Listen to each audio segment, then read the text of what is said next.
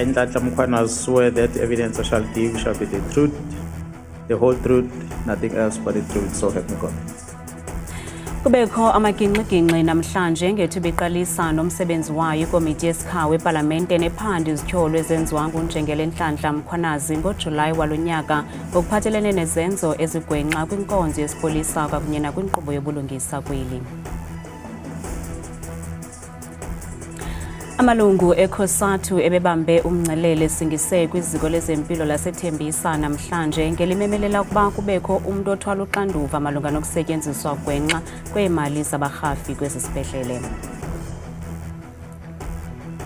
If we can reduce crime and we have safe communities, we can create an environment in which the community flourishes.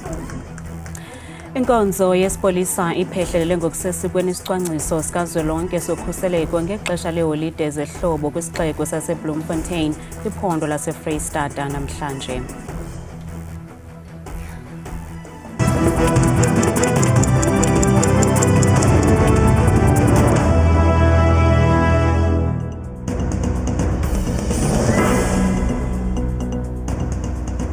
Sinamkele kwindaba zethu andambe ndodwa ndamba nophumza sikhumba noyitoliko lwezandla Bhotani Msonsondo. Kubekho amaginqiginqi nophazamiseko namhlanje ngethuba iqalisa ngokusesikweni nomsebenzi wayo ikomiti yesikhawu epalamente nephanda izityholo ezenziwa nguNjengele Nhlanhla Mkhwanazi ngoJulayi walo nyaka ngokuphathelene nezenzo ezigwenxa kwinkonzo yesipolisa kwakunye nakwinkqubo yobulungisa kweli. Amalunga lekomiti ebengonelisekanga ingxelo kaNjengele Mkhwanazi biphambi kwawo ngelithi afuna ingxelo yakhe eyenziwe ngokutsha khona ukuze akwazi ukufungiswa ngokusesikweni phambi kwale komiti yesikhawu. Ukanti ke emva kwemini iqoshelisiwe yonke imingeni ebikhona sewafungiswa uNjengele Mkhwanazi kwaye uyaqhuba sithetha nje nobungqina bakhe. Ikhe yathi xa ikomiti yesikhawu epalamente esekelwe ukuphanda ngezityholo ezathi zenziwa ngumkomishinala wamapolisa KwaZulu-Natal, uLieutenant General Nhlanhla Mkhwanazi, amalungu ekomiti avakalisa ukungaxoli ngengxelo efungelweyo akholelwa okokuba ibiqulunqelwe ikomishoni ekhokelwa nguMadlanga, atsho isithi mayingaphathwa le komiti ngokungathi inxuse kule komishoni. General Mkhwanazi is not proper before us, and this legal team has failed us because in the deliberation we made it very clear, if colleagues are honest with each other, we repeatedly said we cannot use the statement of the commission. We are not a junior of the commission. We have nothing to do with what the commission is doing. We are a parliament, a committee of parliament. Now you want to use a material that is being used and sourced by a commission established by the executive in this separate arm of the state. It is wrong, it is unconstitutional. We have to do things properly.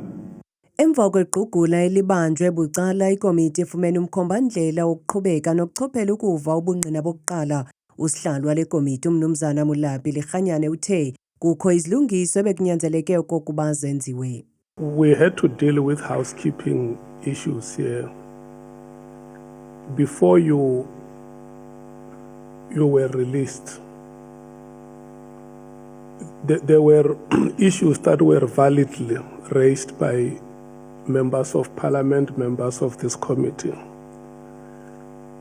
regarding the statement that was presented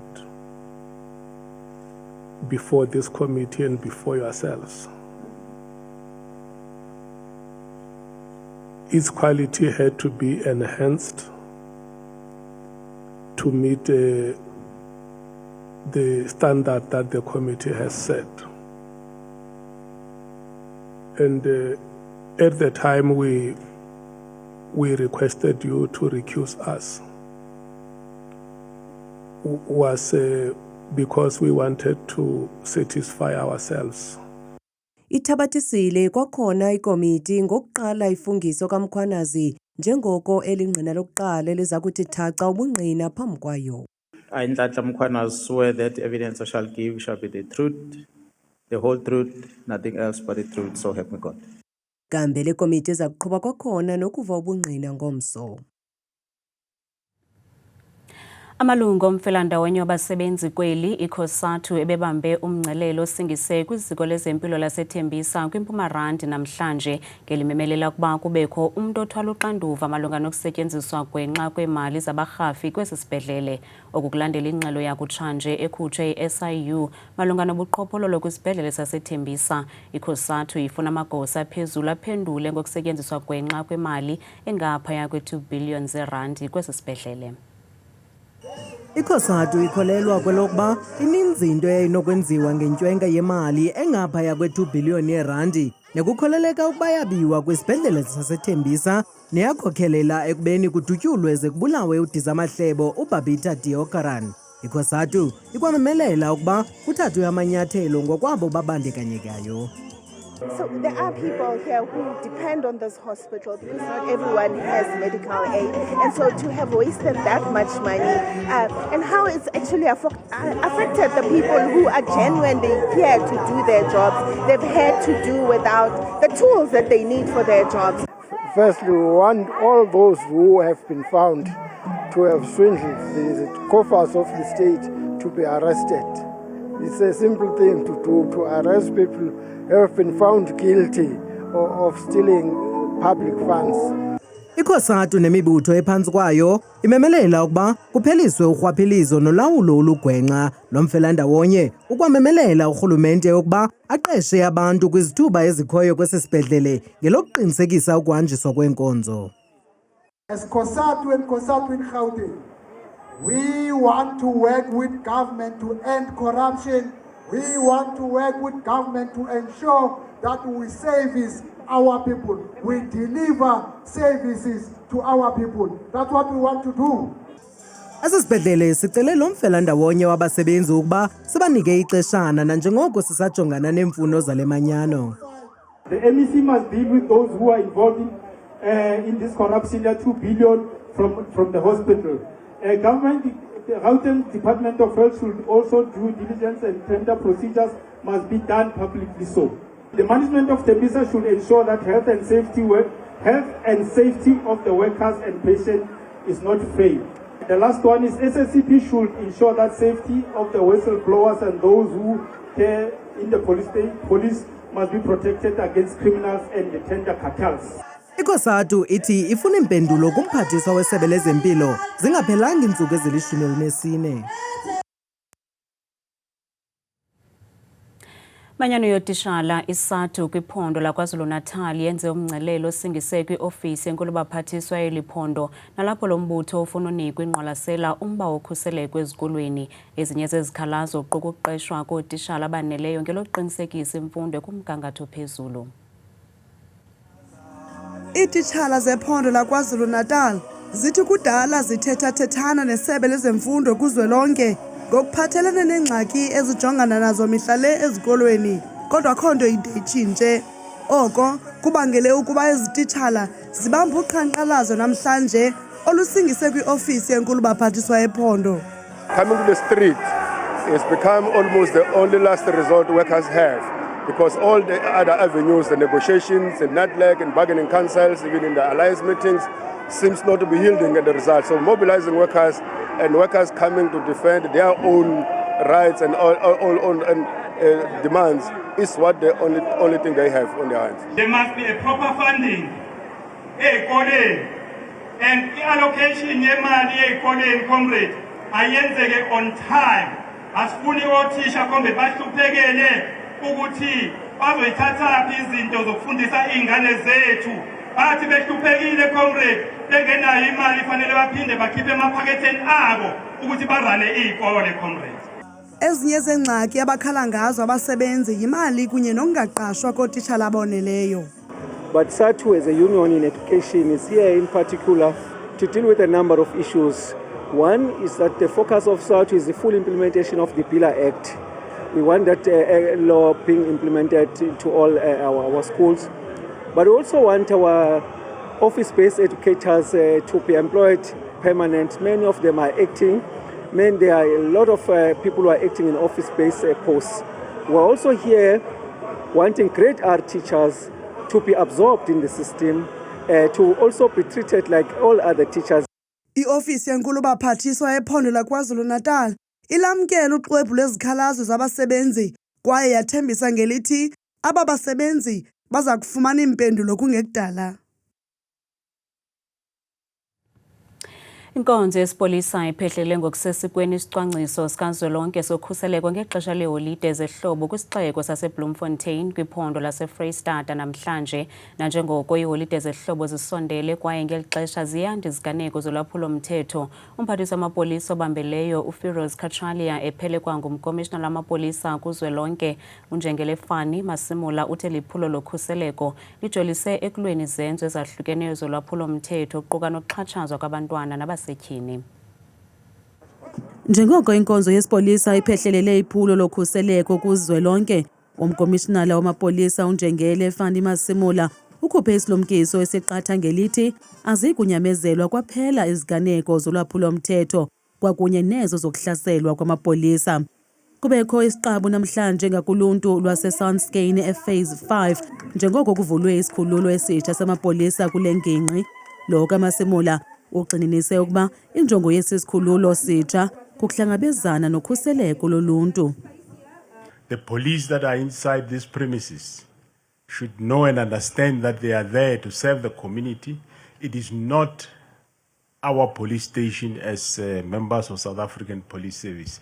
It is a police station of the community of Phase 5 or any other person that might need assistance at this police station. Ukwabongoze uluntu kuba lungonakalisi esisakhiwo xa lungonwabanga ngenxa yokungabikho kwenkonzo.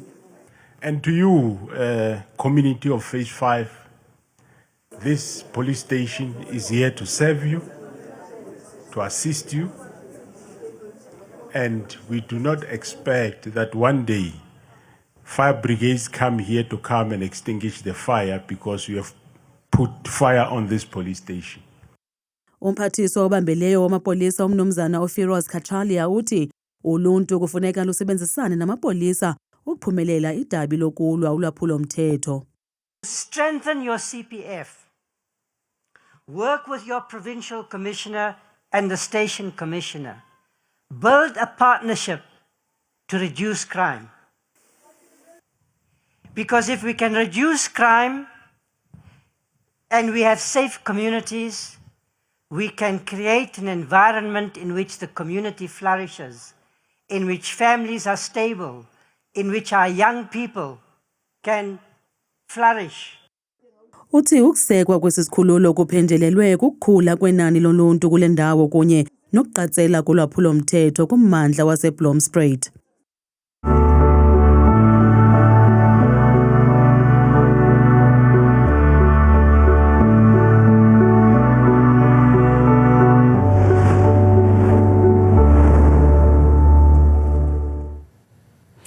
Lisashekelo othukile iqela le-ANC emveni kokushiywa lilungu lalo uNathi Mthethwa nobengunozakuzaku weli kwilizwe laseFrance kwiveki ephelileyo.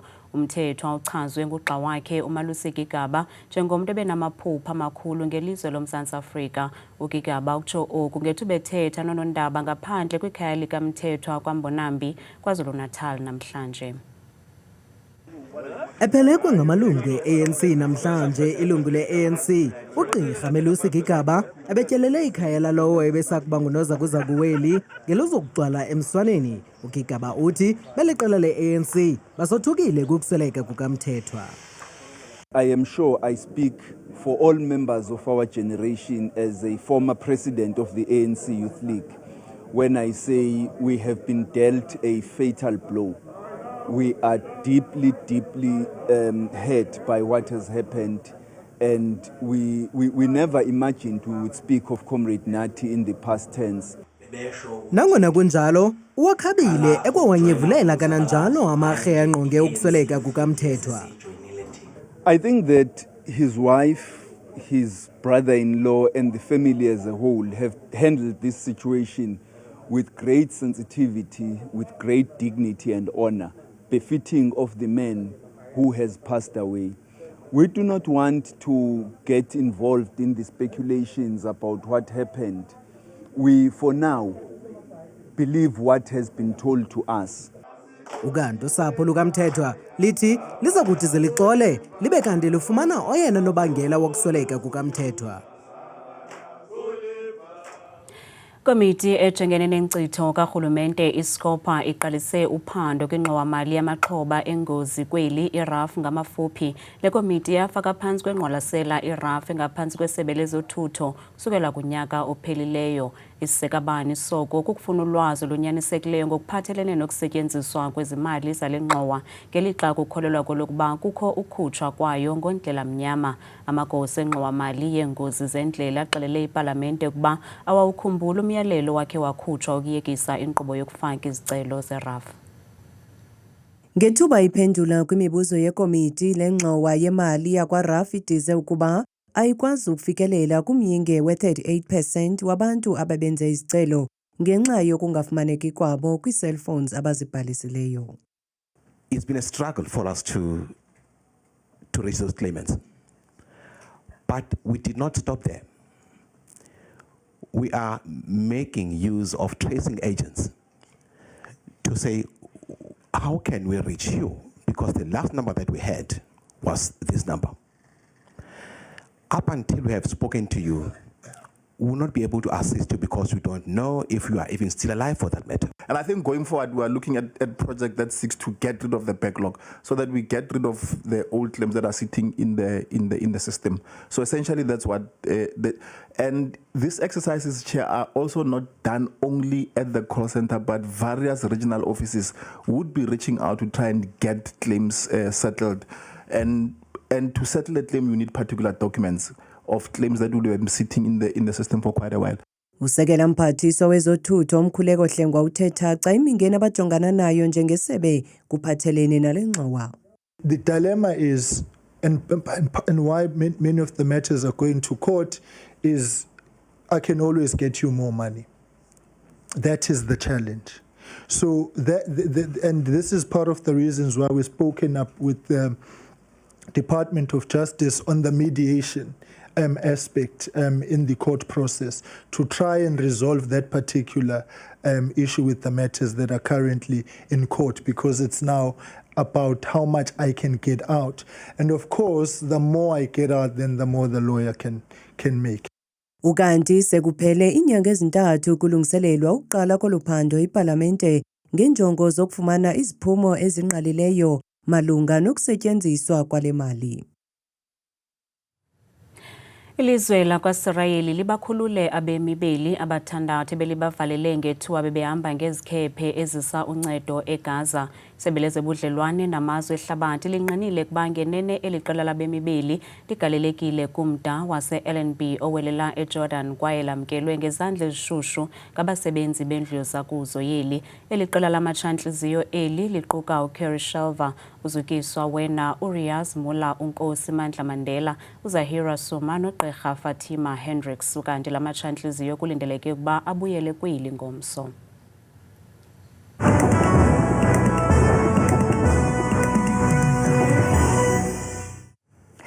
Kakhulu mamqwathi nomamzango ayezindabeni ndiyakubulisa mbukeli wami ekhaya ndikwamkele kaloku desika yam yemozulu mna ke igama lam ndinguthabile inzwakazi yabathembu mvanje nansi imozulu masivuleke emzonzulu ekhaya siphawuleni kaloku iziganeko zamvanje ke kumzantsi Afrika ngokubanzi uyawuphawula kakhulu phaa kwiindawo ezizinze kakhulu kumbindi apha emzantsi Afrika njengapha kumantla futhi kopriska ngexesha lasekuseni bevuswa kamnandi phaya ngu-8 degrees bavale besoka usuku ngomso ke emva kwedinala ngo-29 degrees wona ke mbukele ekhaya amaqondo wakho phantsi naphezulu ngelokuqala ngqa bethu liphondo kupha kaloku ephondweni ke lasempuma koloni impela ke emzonzulu futhi kumazantsi nentshona lapho phaa korhasi kwasekuseni futhi kuhle kucwengile phaa kamnandi bevuka phaya futhi ke ngenxa yakhe la 7 degrees ithi kaloku imozulu futhi ke kwiphondo elizinze kwincam apha emzantsi Afrika phondo elo kaloku yiFreystata mpela futhi phaa kumantla laphondo kwasekuseni koSasolburg bevuswa nguye kaloku la 11 degrees ucwengile nje yonke la ntsasa kanti ke benje futhi ke phaya ephondweni lapha kaloku mbukele ekhaya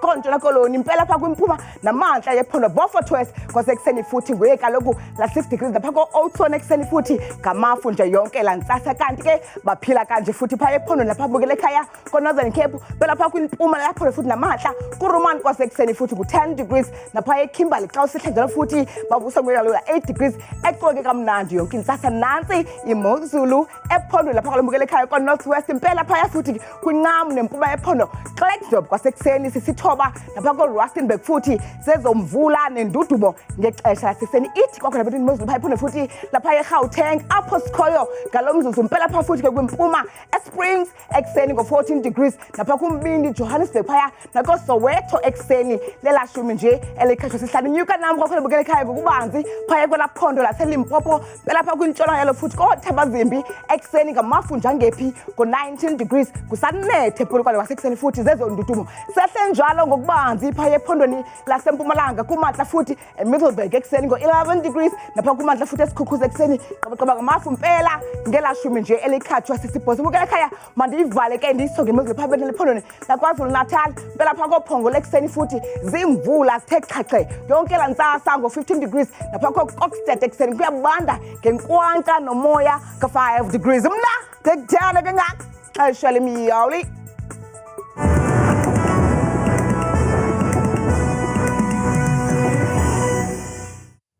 kamnandi mawethu.